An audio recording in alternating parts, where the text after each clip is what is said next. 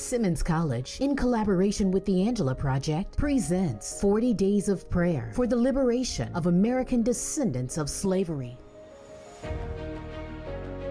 Biblically, the number 40 represents a period of testing, trial, or probation. So we are inviting you to join us in 40 Days of Prayer as we observe this 400th anniversary of enslavement in America.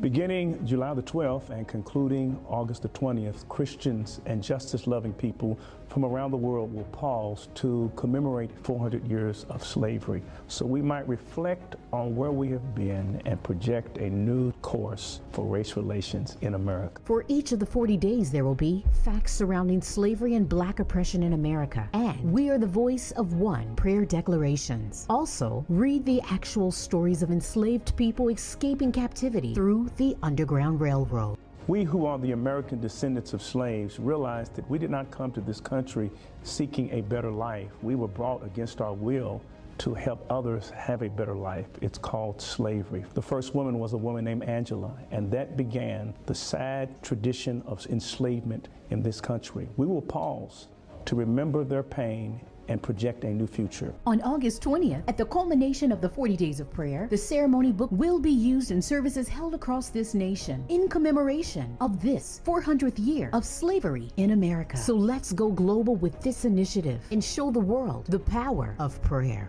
40 days, 400 years.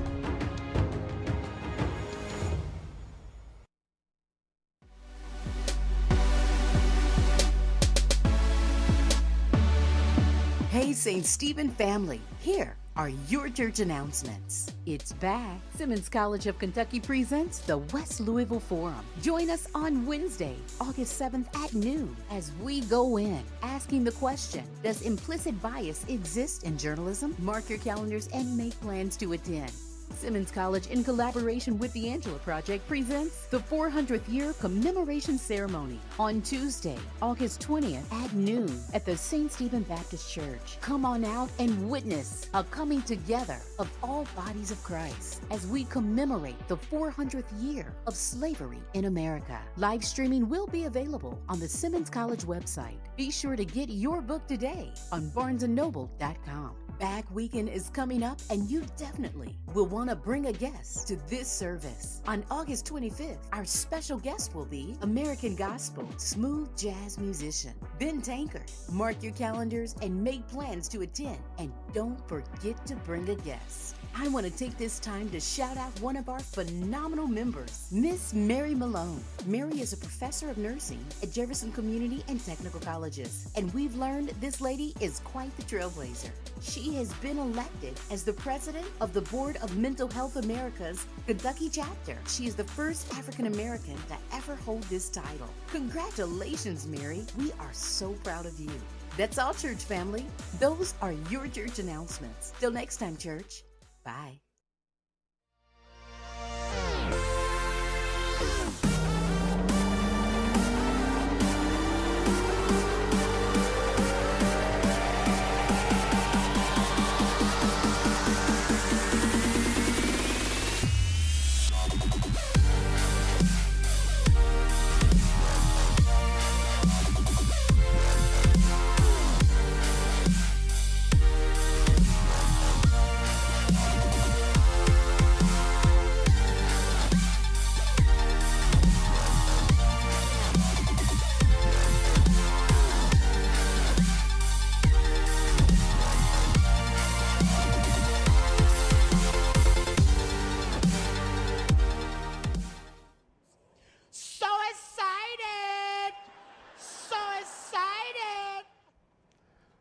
What's really good, everybody? Welcome to Millennial Mondays, and this is a Bible study that's for us, by us. I'm your host, Corey Bailey. Super excited for you all to be here on today. And listen, we're in week 4 of our Bible study, and so we're talking about the 40 days of prayer Bible study, which commemorates the 400th year from which the first slave was brought here onto American soil. And if you're not already reading with us the 40 Days of Prayer devotional, please, please, please, I cannot tell you how amazing this piece of work is. This book that Sister Sherry Mills put together.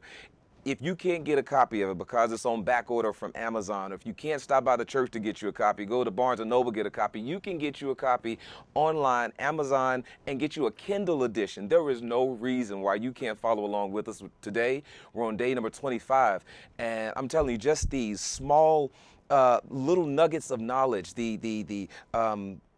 as far as just how African Americans were treated in the slave trade and the Underground Railroad, and just the different things that were done.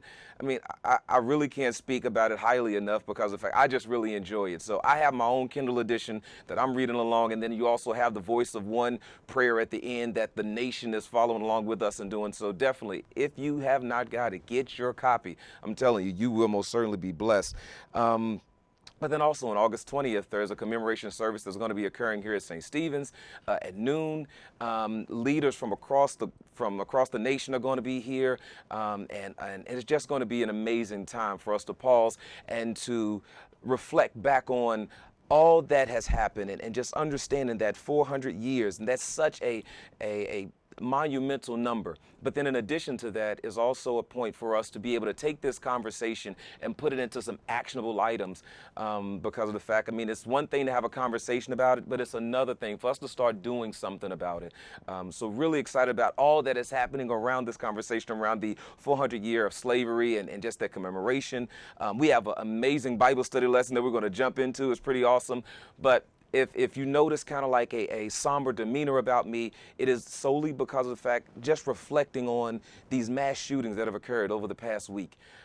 Really took a toll on me, and it's one of those things that I would be remiss if we didn't take a moment to really look at this, because from a millennial standpoint, it's not just from a perspective of us looking at life and thinking that there's nothing that we can do.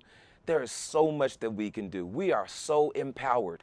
But if in the event we fall prey to this idea of fear and this idea of hatred, and realizing that, you know, it is just the way it is, and taking that approach, honest to God, we've already failed. We need to take a note from our history and looking back at the civil rights movement and realizing that it wasn't hatred that began to turn the page of history. It was love that turned that page. Because when you take firearms and you start arming up and shooting one another, that doesn't quell the argument. That doesn't stop the violence. Actually, what it does is it increases violence and starts giving other people a reason to start saying, yeah, see, I knew it. That's why we arming ourselves and fighting. And no.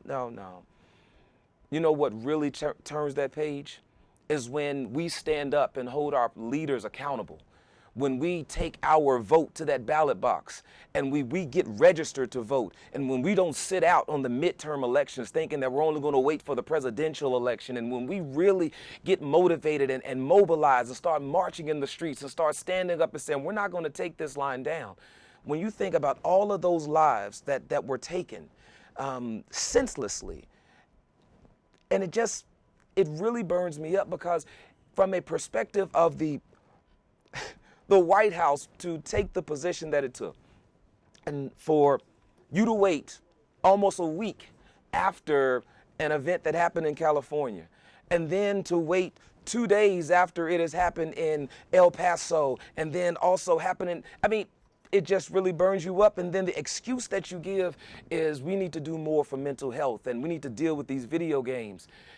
And when you're pandering to this audience of white nationalists and to that group, and saying that these are decent people in Charlottesville, and I mean, it burns you up, because that is not, even though that's what you expect from this White House, from this administration, it is not what you expect from the leaders that you voted into office. It's not what you expect when you start looking at the America in which we've built together.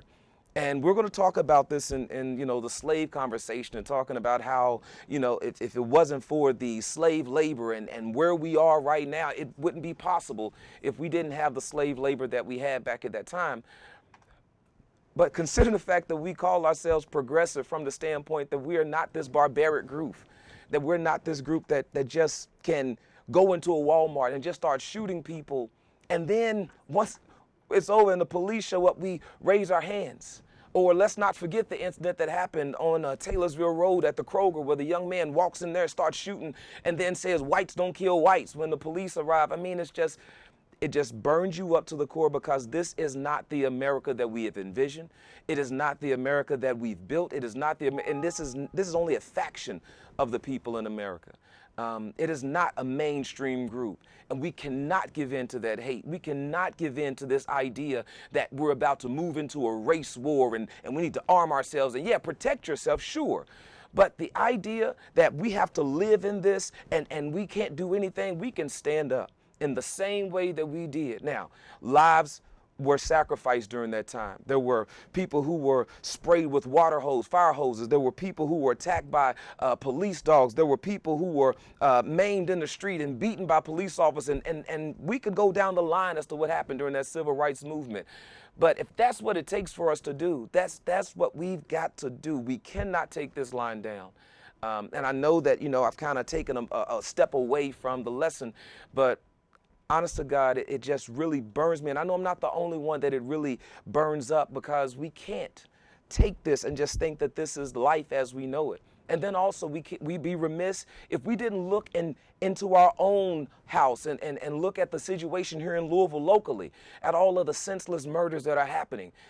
We've got to, and it only happens when we as a community do this together. This is not a program. This is not a policy. This is us, we standing up together and moving forward and mobilizing and realizing that we have power. Not only do we have power in our vote, we have power in our voice. We have power when we stand up and stand together. That's the way we make difference. That's the way we make change. And that's the way that we move into the space in which God has called for us to move, for us to love ye one another as Christ loved us. And so, that was just a quick spiel. I do apologize for going off on my little soapboxes like Corey Unleashed, but nonetheless, seriously, it really bothered me this weekend to be able to see all of this and then be so quick to start trying to divide the nation with hate speech. It just really hurts, and it's unfortunate, but this is a system that we've created. It is a conversation that is pandered to by the current White House administration, and unless we as a people come together and stand up, it's going to continue, and it's only going to get worse. But we can stand up, we can make that change. We can do that, and I believe. Maybe I'm naive, but I still believe. So our lesson today is talking about, what does the Bible mean by slave? When it mentions the word slave, what does the Bible really, because when we look at this, and this is a difficult conversation for us to be able to have, because it would appear that God, he sanctions slavery. It would appear that God is in favor of slavery. But as we look at it, and that's a conversation we can have, because maybe it's just my interpretation, right? So let's have that conversation even afterward, right? So let's because if we can talk about America having that issue and that they've made the mistake and all this other stuff, then we can have the discussion about the Bible and understanding how does this whole thing work. Because just because it's my interpretation, the way that I see it and the way that I've studied it and learned it, maybe you have a different view. And so definitely welcome those comments. So let's dive in. And again, it's going to get difficult, but I think we can make it through it. So we're looking at Leviticus chapter 25, verses 35 through 55. And we're going to start off with verse 35 through 42. And follow me as we read this. It says, if one of your fellow Israelites falls into poverty and cannot support himself, support him as you would a foreigner or a temporary resident, and allow him to live with you. Do not charge interest or make profit at his expense. Instead, show your fear of God by letting him live with you as your relative. Remember, do not charge interest on money you lend or make a profit on food you sell. I am the Lord your God who brought you out of the land of Egypt to give you into the land of Canaan and to be your God. Verse 39 says, if one of your fellow Israelites falls into poverty and is forced to sell himself, do not treat him as a slave. Treat him instead as a hired worker or as a temporary resident who lives with you, and he will serve you only until the year of Jubilee. And at that time, he and his children will no longer be obligated to you, and they are to return to their clans and go back to the land originally allotted to their ancestors. The people of Israel are my servants, whom I brought out of the land of Egypt, so they must never be sold as slaves. Show your fear of God by not treating them harshly. So we got two groups of people that we're dealing here. So you got first when you have foreigners that fall into, oh, wait, let me back up. If one of your fellow Israelites falls into poverty, so we're talking about those Israelites. So we're talking about a group of people, God's chosen people that he brought out of Egypt. So if they fall into poverty, now understand, when the Bible is speaking to slavery from this context, from just this segment of scripture, it's speaking from an economic situation, meaning that somebody has gotten in over their head and they've overextended themselves, so now they can't repay their debts. Because there's no such thing as bankruptcy court back at this time, right? So the only way that you could satisfy your debt, if you don't have any other assets to liquidate, if you don't have a house, if you don't have any cattle, if you don't have any sheep, if you don't have anything that you can sell, the last thing that you have is yourself. And so if you fall into this situation, if you fall into poverty, then you can't support yourself, then someone that you owe, they can take you on and you can become their servant, and you will serve to repay the debt. And that's how slavery is looked at in this context. If in the event you fall into slavery, if in the event you fall into this economic situation where you've overextended yourself, you've put yourself in a position where you've got debts, you can't repay them, and now you're trying to figure out what you can do, you and your family could fall into a situation where now you are enslaved. Reminded of 2 Kings chapter 4. This is where you have young lady who has her two sons, and she goes to Elijah and she says, Elijah, my husband, who was a servant of God, and he loved God and he served you and he was with you for a while, and he's died and he had debts. And the debtors are now coming to try to take my two children. And Elijah told her, go into your, what do you have at home? She said, I don't have anything but a little bit of oil. He said, borrow as many pots as you can. Go into your house and pour that oil until you don't have any more pots to fill. Now, she had already said she only had a little bit of oil, but she obeyed Elijah, and she borrowed pots from all of her neighbors and everybody. And the Bible said that she went into her house, closed the doors, poured until the oil stayed. And then she went back to Elijah and says, Elijah, I did what you told me to do. I got all of this oil. And he said, good. Go sell all the oil, repay your debts, and then live off the rest. Because she had fallen into a situation where she could not repay the debt. In America, slavery is different. See, in the Bible here, right in this text, you aren't considered a slave because of the color of your skin or because of your nationality. You were enslaved, or you fell into slavery because of the fact you couldn't repay your debt. That was one way that you could fall into slavery. Situation wasn't like that here in America. In America, you were brought from Africa over here, and you had no rights to yourself. Fact of business, you were sold. As soon as you got here, you was placed on the block, and they sized you up, and they seen how much work they could probably get out of you, how much you could carry, and if you got all your toes and your fingers and all that good, how much of a worker. If you had been beaten too much, then they'll look at you and say, oh, no, you've been beat too much. You can't do that. We're not going to bother. I mean, it was a totally different argument when people came over from Africa into America.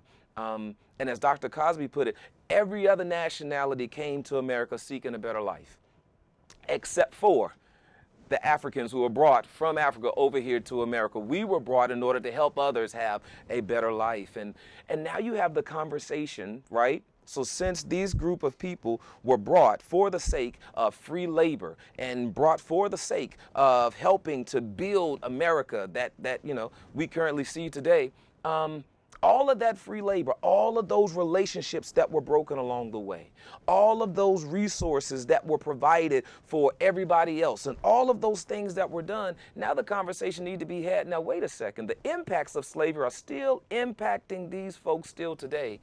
There needs to be some kind of repair to repair not only the relationships, not only the communities, but also that group of people that were impacted by slavery so greatly. And that's a conversation that a lot of people try to shy away from because of the fact now you start talking about, oh, now you want to check. No, we want to be rightly compensated for the labor that was done way back when, but then also for all of the impacts afterward, all of the policies that were made that would disenfranchise and all of these different people and all of the people who had houses but couldn't really build wealth because the houses that they had, the land was kept so low as far as the value of it that even if I sold it, I'm probably selling it at a loss. I mean, so many conversations around what needs to happen from that slave perspective. But then you look at it and you say, well, wait a second. How does the Bible speak to this reality? The Bible looks at slavery in a different perspective. Again, the people here, they fell into slavery. Folks brought from Africa over here into America, they didn't fall into slavery. They were sold in. They were sold out by fellow Africans and other tribes and other nations over there in Africa, and they were sold. And now they find themselves over here in a situation where there's nothing that they can do. They're stuck. And some, they decided they would commit suicide or they'd run away. And in many cases, they tried to flee to a better life. But even that had its challenges. So let's jump back right into the text and see, what does the Bible say? What happens, right? If you have fallen into slavery, and you're a fellow Israelite, what does the Bible say? It says, if you've fallen into slavery, you can't support yourself, then you would support him as you would a foreigner or a temporary resident and allow them to live with you. Don't charge them interest or make a profit at their expense. Instead, show your fear of God by letting them live with you as a relative. Now imagine this. You've fallen into debt and you've got some bills that you've got to pay. And as opposed to going to a check into cash or a payday lender and you getting that little bit of money, they charge you 200% interest on the dollar, you're able to negotiate a situation where now somebody will help you to repay your debts and they won't charge you any interest because they really want to help you to get back on your feet because they understand that you've fallen into an economic situation. That's not a capitalistic America right there. Somebody will probably tell you, you need to learn how to be an American because that ain't how America works, right? But this is how God is speaking to us, and that may be one of the reasons why we have a difficult time looking at one another beyond your economic status. Because if you don't drive this, if you don't live here, if you don't work there and do this, then now you're not on my level, right? But that's a horrible way to look at one another. But because of this capitalistic America, I'm reminded of Kanye West when he said they made us hate ourselves and love their wealth. Ain't that something? Because if we're not careful, we'll look at one another for what we have and what they got. And then what's worse, we'll even get jealous and say, oh, they got this, they got money, you know what I mean? So it's really sad. But nonetheless, when you look at the impacts of slavery and the impacts of this capitalistic society and the policies that have been made to hold a certain group of people down, it just really puts you in a position where you just don't know how to get ahead. Because there's nobody looking to help you. They're only looking to get over on you. I love those folks who, I'm not calling anybody out, but I love folks like Tony Melito, right? I'm a dealer for the people, right? You go into that place and you give them your car, they give you a whole bunch of money for your car, right? But then they turn around and put that same amount onto the car that you're about to get. And so now, not only do you owe more money for the car because you got you a newer car, you got your higher car payment, now your taxes probably on the car is a whole lot more, your tags a whole lot more, your insurance probably a whole lot more, but now you're even further in debt. You're even further behind the 8 ball. Why? Because he's a dealer for the people. He's going to help you out. No, man, no. And stop buying that Escalade for $40,000 and an $800 car payment from Tony Melito. Quit. You'll never get ahead, right? It's another form of enslavement. It's another form, it's another mechanism to control the conversation because I will give you a $40,000 car, but I won't help you buy a $150,000 house. I'll tell you now, you 2-3 years out. I'll tell you now, you need to go to this program and now you got to have 20% down to put on the house and all. Because I'm not trying to help you to get into an economic situation that could better your situation. No, I want to place you in a deeper situation of enslavement because now if you have a car and you don't make your payments on the car, guess what? I can come and get that car. But if you get into a house and you're an owner of a house and you can't make that payment, then guess what they have to do now?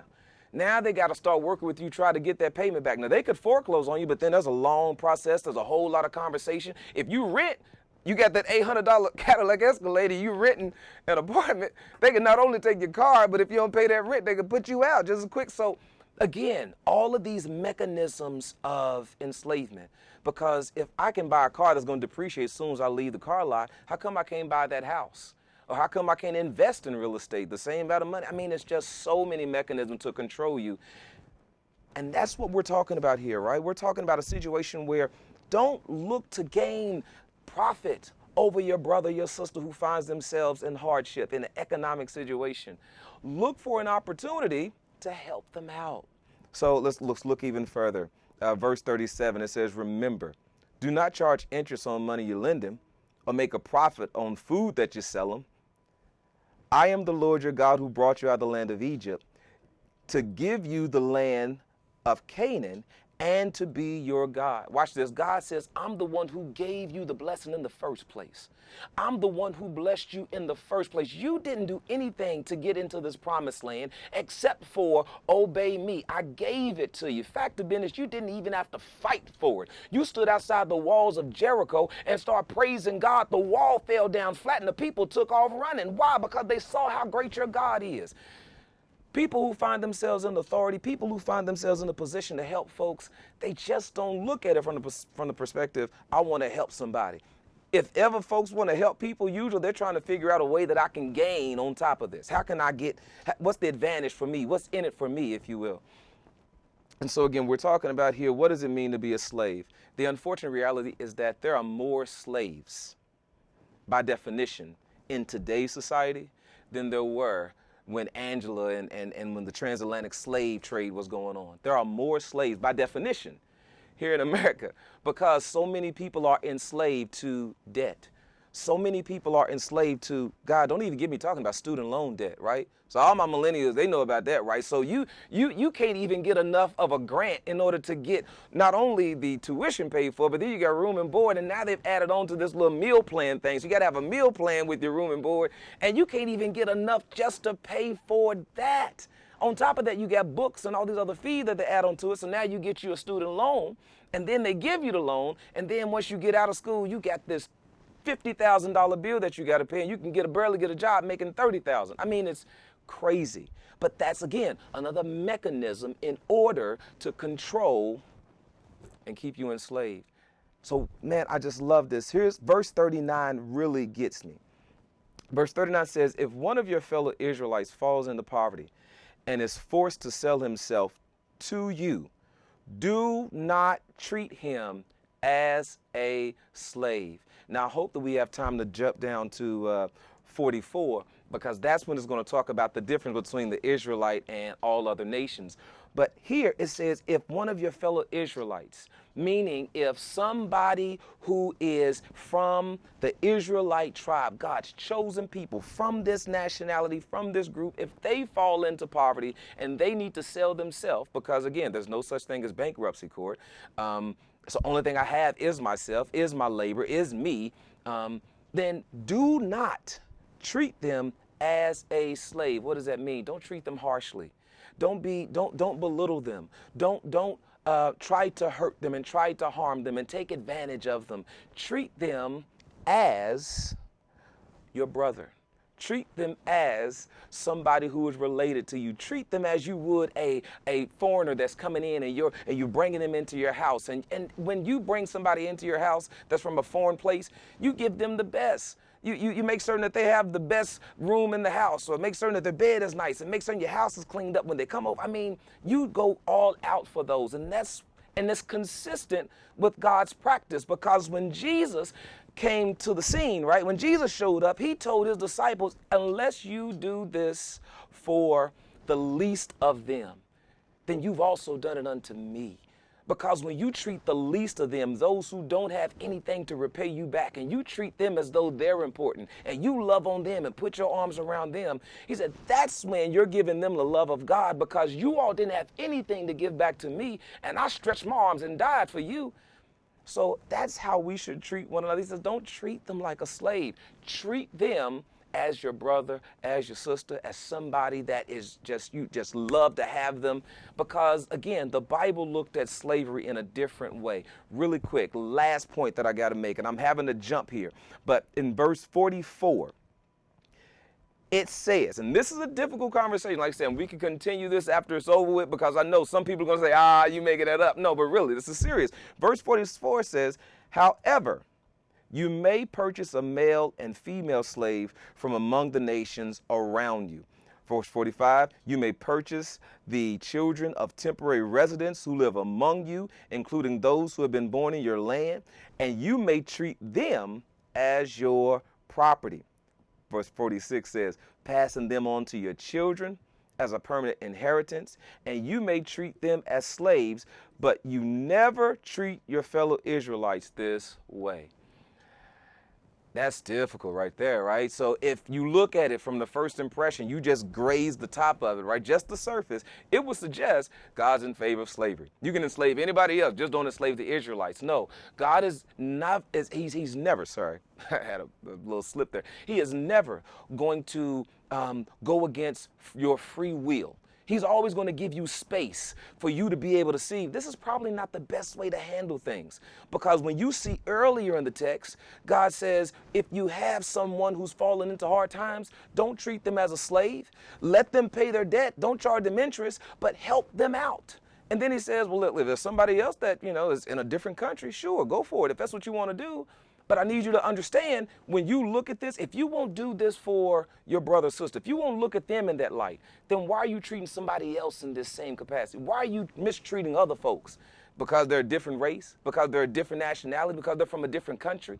And that's an American conversation right there, right? Because all too often, just because you're different than me, you're brown and you're not white, right? Because you're this color, you're not the majority culture, because you're from this background, we're going to treat you differently. And that's not what God is saying here. What God is saying here is, listen, I don't want you to treat one another this way. And if you think that it's okay to treat them, I'm going to let you come to that reality to understand that that's not the way that we operate. But I need you to see it. I can make another commandment if that's what you want me to do. Make the 11th commandment, thou shalt not have slaves. But it's almost like thou shalt not kill, right? People are still killing one another. He said, I need you to see it from your heart. I need you to realize that there's more to this thing than just the idea of slavery. When we look at slavery, we look at it from the perspective of race here in America. And we look at the past and the history of African Americans in that situation. When the Bible looks at it, the Bible is speaking to it from a totally different perspective. It's talking about from an economic standpoint, if people fall on hard times. So listen, there's so much in this lesson. I mean, we didn't even get through half of it. I mean, seriously, there's so much that I really wanted to touch base with you all on. But nonetheless, let's continue the conversation. Get at us at Facebook or look at us on YouTube, throw it in there in the comments, or even still, how about when you hit us up at info@ssclive.org. Send the email. We will follow back up with you. Let us know what's going on. What is your thoughts? How do you feel about the Bible speaking of slavery in this way? Because honestly, it is a conversation we need to get going. But nonetheless, what we can do is get at me on any other social media sites. Love you all. See you all next week. Get out of here, y'all.